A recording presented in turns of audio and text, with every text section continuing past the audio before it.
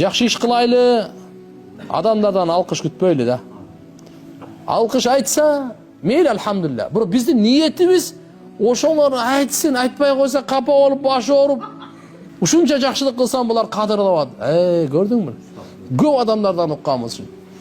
Бул элге өзү жакшылык кылбай эле коюш керек экен. Эмнеге?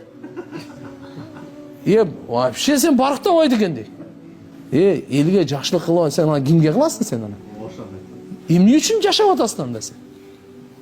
Просто сен ниетиң бузук да. Ошон үчүн кыйналып атасың. Жакшылык кылайлы туугандар, бул жакшы нерсе.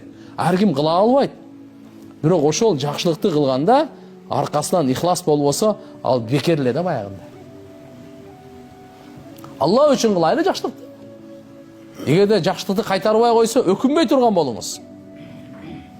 Бирөөгө жакшылык кылыңыз, бирок ойлонуп кылыңыз.